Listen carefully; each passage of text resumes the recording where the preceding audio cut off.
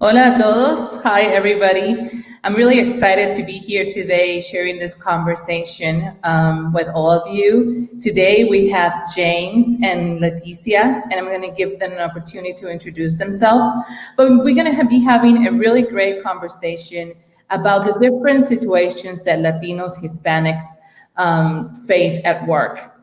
We all know that there are particular things that happen to us at work, whether it is in how we have opportunities, our career progression, or different things like the way that we think about contributing to the business, forming ENGs, doing different things. These can be conversations that sometimes are hard to have, but it's really important to have them in order to make the best of our time and our contributions at work. So, James and Leticia, I would love if you could introduce yourself.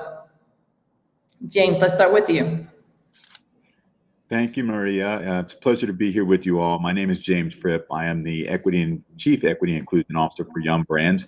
You may not know us by Yum, but you definitely know our brands. We're Taco Bell, KFC, Pizza Hut, and our newest brand, the Habit Burger Grill. So happy to be here with you today and look forward to sharing. Thank you. Thank you, James. Leticia? Hi, everyone. It's a pleasure to be here. So as Maria said, my name is Leticia Ferri. I am the lead for OLA. OLA stands for Organization for Latino Achievement, and it's a PBRG group, and you are going to hear more through our discussions. I will be happy to talk about you. So PBRG stands for People and Business Resource Group. So I'm lead for that group at BMS at Bristol Myers Squibb. I'm really happy to be here. And as you said, Maria, this is such an important conversation for us to have and to share our perspectives. I agree. We're really lucky to have two powerhouses here with us today. And for those that don't know me, my name is Maria Cuba. I am a senior diversity and belonging partner at Airbnb, and I'm honored to be part of this conversation today. So let's jump right into the questions. And this question is both for Leticia and James, and I think you can provide two different perspectives. How do we make sure that we, Hispanics, Latinos, are included in diversity and social justice conversations and initiatives? Yeah, thank you, Maria. So let me start here. I think this year, right, this 2020 with the pandemic, more than ever, the COVID has exposed all the social and health disparities that we have in the US, right? So it has been very clear for all of us the disparities that we have, especially with Black, African Americans, and with the Hispanic and Latino communities. So at BMS, I'm really happy to say that we have like a long history to be really committed to those communities. But now more than ever, it was time for us to step up and to show, okay, yes, here's our commitment.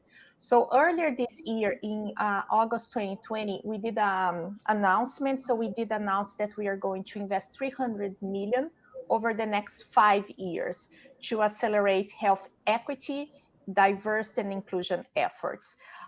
So we expected this investment to help all these diverse populations and to improve outcomes across all these, especially the impact disease that we focus. But we have 5 main goals with this announcement that we have made. Address health disparities, like I said, especially the Latino and Black communities. There is a big gap in there, and we need to do something about it, right? We are going to work on the diversity in clinical trials, and why that's important, right? All the data that's going to be done for the future, how evidence is generated, we need to make sure Latinos, Hispanics are represented. We are expanding our supplier diversity program, right? So we need to ensure we are supporting diverse business. We are expanding our employee giving program, so we are increasing the matching for employees in US and Puerto Rico for employees giving. And then the last one, I'm waiting for the last one. We are committed to increase our workforce diversity, and we are really focusing on Latinos and African Americans. Mm. Those are all amazing initiatives. I mean, I'm really excited to hear of all this, and I can't wait to hear updates as time progresses. James, how would you answer that question? Yes, thank you. And we, like Leticia, we here at Yum, we have made a $100 million commitment where we are going to be focused on three key areas. We're going to be focused on equity and inclusion, and I'll give you a little bit more about that here in just a second. We're going to be focused on education, and we're going to be focused on entrepreneurship. And so we'll be spending our time, energy, and efforts to make sure that our underrepresented minorities communities, for us here at Yum Brands, is very much like Leticia. It's Hispanic, Latino, or Latinx, and African Americans. And we're going to be spending our time, energy, and efforts making sure that we build these communities within our organization. In terms of ensuring that they're in the conversation, what we've been doing is we're a little bit different in our employee resource groups. In our employee resource groups, a lot of times you'll see the Hispanic Latino, you'll see the African American, you'll see the Asian, or whatever the case may be, you'll see the women's group. What we're doing here at Yum is we've created a multicultural ERG. And the purpose of the multicultural ERG, to the question around how do we make sure that Hispanics are included in this discussion, is a lot of times when you have the different ERGs, they're focused on that specific group. What we're looking to do is create leaders of the future who know how to work, coach, teach, train, and develop, and indeed solve issues for all people, not just some people. And so we've created multicultural ERGs to say that if our Latinx employees have certain issues, it's the responsibility and accountability of all of those in the multicultural ERG, African Americans, Middle Eastern Asians, Southeast Asians, and others, to participate in solving the issues and supporting our Hispanic, Latinx employees. And so that's one way to make sure that we keep our people in the discussion and not do so just in the silo of our Latinx employees, but do so in the broader context of our Latinx employees are a part of our whole family, not just a subfamily. So that's what we're doing there. The other thing that we're doing focused development. And focused development around this is, in terms of getting people in the conversation, we specifically focus on underrepresented minorities, African American, Hispanic, Latino, and we are creating opportunities for these two groups to get exposure to our senior leaders. So those are just some of the things that we're doing to make sure that we are in the discussion and, in fact, driving the discussion. So that's what we're doing. That's really exciting. I love hearing you say that. I heard a lot of things that relate to having access in your answers. I think that's so important, right? To really giving people the access to the information and the opportunities. And also what you mentioned around a multicultural ERG, this is something that I have myself been thinking a lot, particularly on the frame of intersections. We all think about as having these dimensions of identity, but the truth is our identities are complex, right? And if we celebrated more those points of intersection, I think that unity would grant even bigger results. And maybe the last thing I would say is I'm excited to hear what we're doing from a company level, but I always want to say that we as individuals can do a lot too, right? Like helping hold our leaders accountable, asking the difficult questions in team meetings, contributing to ERGs, making sure that our communities are being represented and cared for in our businesses.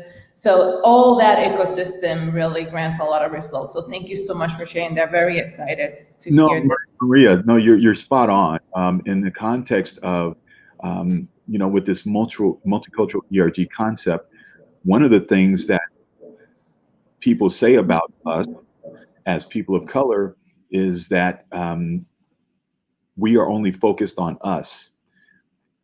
So as a result of that, if we're only focused on us, it makes it hard for other folks to see us as leaders of all people. So we have to create places and spaces so we can be seen, actively engaged in being leaders with all people, not just people who look like us. And once we can get the whole organization to see us as leaders of all people, not just of people who look like us, then they will push us up in the organization, or said differently, then we'll be sponsored in the organization to get to leadership roles. But we have to create places and spaces for us to be seen the way we want to be seen in order for us to get to the place we want to. Honestly, couldn't agree more. That it gave me a little bit of goosebumps to hear you say that. And this conversation is a perfect example of that too. So thank you, James. Yeah. So, and Maria, So Yes. sorry, can I just, and I just love this conversation. And just to add to what we were saying, right, is really the concept of allyship, right? And we have been working a lot at that at BMS. So at BMS, we still have those groups. Like for me, I am the lead for the Latino group, but we are very clear. We need allies, right? So we need to make sure people understand our challenge, how we need the support, right? And it's not just, you don't need to be a Latino to be a member of OLA, right? In fact, it's quite the opposite. We want everyone to be part of it, right? So we can just engage on the conversation. So that intersectionality, that allyship, right? It's really important. And like you said, Maria, and I keep saying that all the time, right? And we are, especially Latinos, Hispanics, right? We are from all races, right? So that's why that intersectionality is very complex, right? So we needed to make sure and educate people and everyone understands that. Absolutely, absolutely. And I think that that always a really good segue for my next question. Talking about access, about having voices, about having representation, how do we ensure that Hispanic leaders are considered for chief diversity officer positions? Mm, mm. Wow, you're asking the hard questions today. That's what we're here for, James. Oh, okay, great. Let me see. I think this is about awareness. This is about awareness. We were talking about earlier, people haven't seen Latinos in chief diversity officers role, and so we don't naturally go there. A lot of the chief diversity role, to include myself, a lot of it has been historically here in the United States based upon the relationship between blacks and whites, or African Americans and whites. And as a result of that, you see a lot more chief diversity officers who are African American. But the plight and the struggles and the demographic shifts that are occurring today scream for the fact that why wouldn't you have more Hispanic or Latino chief diversity officers, given how the demographics are shifting? So I think what has to happen is we, as chief diversity officers, and those who are working on the equity and inclusion or diversity inclusion space, really have to start bringing that forward as, hey, we should be thinking about this. And I'll just give you a quick example. On my team, I have a African American female, I have a Latina, and I'm literally getting ready to bring on a Latino male as a director to get us in the pipeline so we can get to those roles. But those are conscious decisions. I guess that's at the end of the day, we have to make conscious decisions to change what we're doing in order for others to go, oh, that actually makes sense. So I'll stop there. That's great, James. And I'm so happy to share that at BMS, our Chief Diversity Officer is a Latino, so David Gonzalez. So some of you might know him. And as you said, James, it's so important for us, right, to look and see people like us in leadership positions. So at BMS, so David is our Chief Diversity Officer, and David recently just hired another colleague. He's a director for all PBRG, so all employee resource groups. Isaias, another Latino. So more and more we are having seen that representation in our diversity and inclusion team. The other thing I want to mention, how is the model at BMS? And like you said, James, is all about being intentional, right? We needed to think and the company needs to be intentional about it. So for example, in my case, and all my colleagues who are the ERGs or the PBRG leads, right? We all report into the C-suite. So we do have a direct voice into the C-suite. So that's really important. So all groups, we have regular touch points and we have our voice are heard directly to the top. So that really changed the dynamics and make sure all PBRGs, all groups have a voice and have an input into the business. So that's what we have been doing. And I just want to expand a little bit more about our BMS workforce commitment, because it really goes beyond, I think what we have been doing really goes beyond just the Chief Diversity Officer, right? So BMS, like I was saying before, we did this commitment with workforce diversity.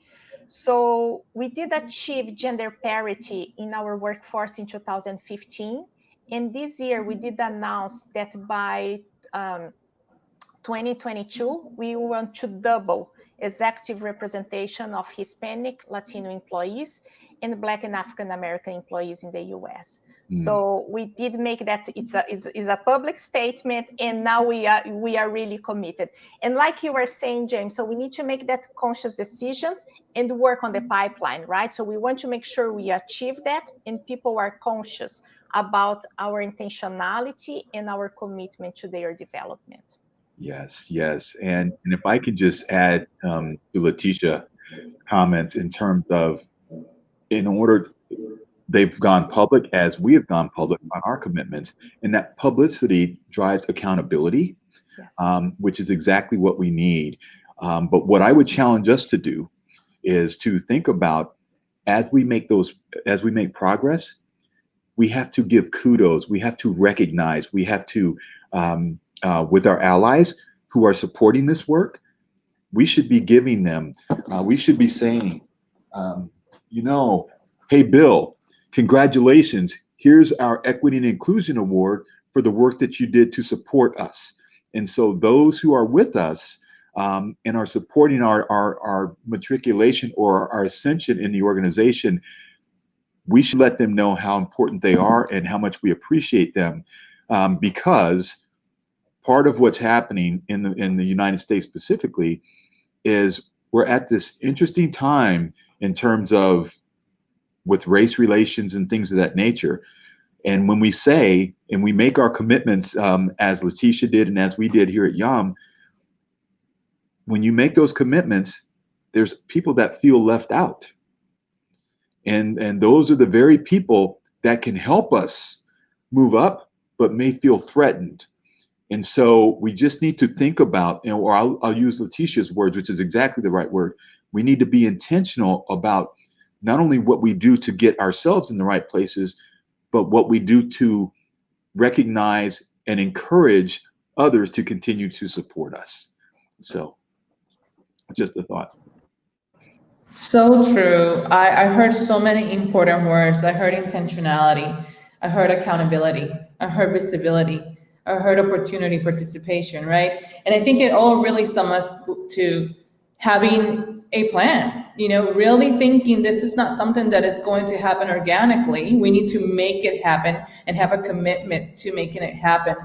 And like you said, so many people feel left out. And we're talking today about Latinos, but I have conversations with communities all the time, Asian communities, Native American communities, people that levels of their identity, they have nothing to do with race, like people with disabilities, the LGBTQ community. And it's hard when you see a conversation focus only in one group to really even understand when is it okay for you to come and intersect, right? Because you also don't want to be perceived as somebody that's taking away from very important conversations. So if you are invited to the conversation rather than trying to get yourself in, it makes it all so much easier. So much easier. Absolutely. So maybe changing a little bit gears here, although I could be talking about this particular topic for a long time, but going a little deeper, do you think managers expect Hispanics or, like we've been talking about other communities, to blend flawlessly into American culture? Is there that expectation? What could be a good way to put this issue on the table if we haven't seen any pro-diversity actions with our company? So just to summarize, are they just expecting us to be like everybody else, or they're recognizing, right, that individuality? I don't know. Leticia, you want to go first? So let me start here with a thought, Maria, and I know we won't be able to finish about this today, but also I want to make sure managers are aware, because talking about intentionality, that we get hired, right? Because we as Latinos, we do have a different communication style, different thought process. That's the way we were hired, that we learn how to talk about it, right? Like in my case, or many of us, even English is a second language. Of course, it's not a problem on speaking English, but just the way we think about it and we talk. So first we need to make sure we get hired to the position, right? We get through that the interview process, and then managers need to understand the diversity, right? Like we have a different culture, so we will blend. Not that we'll blend. We will increase the performance, but we will behave differently. We will talk differently. I dress differently, right? I talk differently. So it's a different person that you are hiring, right? And that's the beauty of it. I just want to share with you a personal experience, and this was not in a company. It was when I was in the university in Canada, where I lived before, and I was there doing my graduate school. And of course, I'm conscious about my accent, right? And initially, I don't look like I am a Latina. People think, and as soon as I start to talk, like, oh, okay, I hear an accent. And I had to hear from a professor there at the university, and she told me at the University of Toronto, she's like, be proud of your accent. Very few people would be able to be in a graduate school in a second language. Yes. So just make sure people understand what you're talking, and just be proud of it. You are bringing your heritage, you are bringing a lot of knowledge, so just don't try to get rid of it. And that simple comment really just changed. It was, I had to hear it.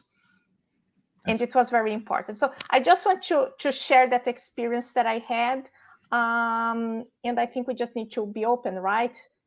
Like diversity and inclusion, and embrace it, right? It goes back to all the intentionality. Ooh. Wow, Leticia, that's powerful. That's powerful. Yeah, I mean, it's hard. How do you say anything after that? I mean, that was powerful. What I would say is, do managers expect folks to blend?